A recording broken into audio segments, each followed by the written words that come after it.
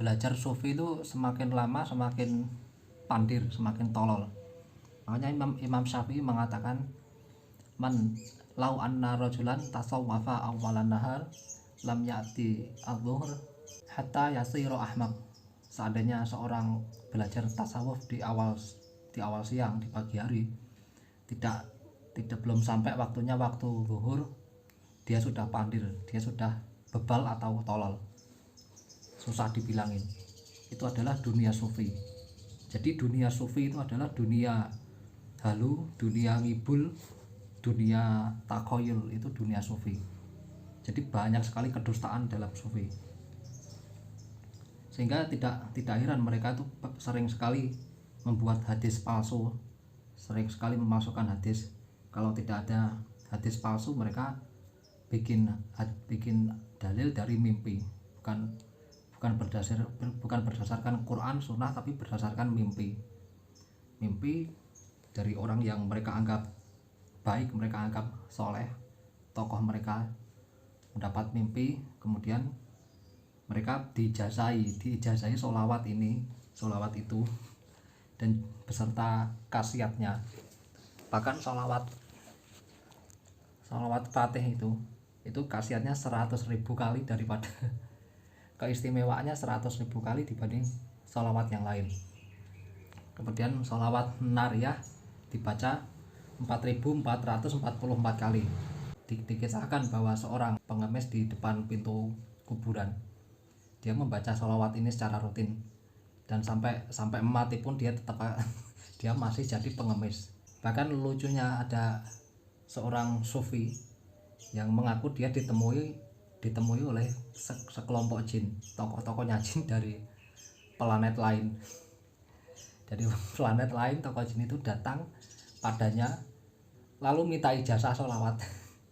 Bayangin aja, minta ijazah sholawat, terus di sana buat ngelamar kerja mungkin ya. Dan kaum sufi ini adalah mereka suka memalsukan, suka ngaku-ngaku paling bersanad. Pokoknya dalil mereka itu kalau tidak mimpi ya mereka itu bersanad. Pokoknya amal yang mereka lakukan itu mereka sudah bersanad ke gurunya sampai ke Rasulullah SAW. Bayangin aja, di tahun 2023 ini sambung ke tahun 600 Masehi. Kemudian mereka mendengungkan bahwa mereka sudah bersanad dan amal mereka sudah benar. Mereka tidak berpikir dalilnya dari Quran hadis ya, karena tidak mungkin ada. Makanya dan mereka juga punya zikir, yaitu zikir itu ada levelnya. Jadi zikir syariat itu ya seperti kita, seperti para sahabat, seperti Rasulullah SAW, para sahabat dan salafus soleh, mereka berzikir dengan la ilaha illallah. Tapi kalau sufi tidak ada tingkatannya. Jadi la ilaha illallah itu zikir masih level syariat. Naik lagi tinggal Allah, naik lagi tinggal hu, naik lagi sudah ndak zikir. Jadi gerakannya pun juga ada iramanya. Jadi gerakan zikir sambil gini sambil goyang-goyang gitu. Jadi semakin cepat goyangannya, semakin levelnya semakin tinggi ya. Coba bayangin aja, pikirkan secara akal sehat. Ya hanya orang-orang halu saja yang percaya seperti ini. Dan mereka ini juga keterlaluan dalam kekurangan ajaran mereka, itu keterlaluan para sufi ini, dimana mereka sengaja atau tidak itu mereka mengakui apa tidak bahwa sebenarnya mereka itu sudah merendahkan Rasulullah SAW. Ya karena beliau dan para sahabat itu masih sholat, sedangkan sufi yang levelnya tinggi mereka sudah tidak sholat lagi, tidak perlu sholat lagi, karena sholat itu perkara syariat. Mereka sudah mencapai ma'rifat, jadi mereka sudah meninggalkan sholat. Dan para sufi ini mereka sudah yang mencapai ma'rifat, mereka tidak sholat lagi mereka. Padahal itu sholat itu meskipun kewajiban mereka tidak melakukannya, karena mereka sudah mencapai level ma'rifat. Itu namanya bukan ma'rifat tapi maksiat itu ya. Itu bukan level ma'rifat tapi level maksiat itu. Dan kemudian untuk mencapai derajat tertentu mereka juga seringkali melakukan pertapaan. Jadi pertapaan ini amal siapa ini?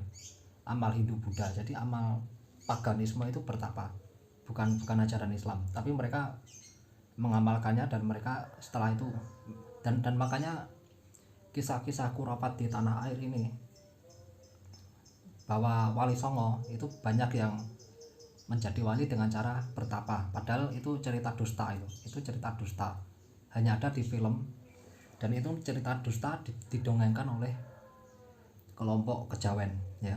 Jadi mereka demi mengagungkan tokoh-tokoh mereka ya. Memang Wali Songo itu memang orang hebat, memang mereka pendakwah profesional, tapi karena orang Jawa ini terlalu berlebihan dalam menilai, akhirnya mereka menambah-nambahi. Makanya banyak sekali sejarah kalau di tangan orang Jawa, lewat tangan orang Jawa itu sejarah itu pasti rusak. Soalnya orang Jawa itu kalau tidak tahu sejarah, dia tidak mencari tahu, tapi selalu ngarang. Nah itulah,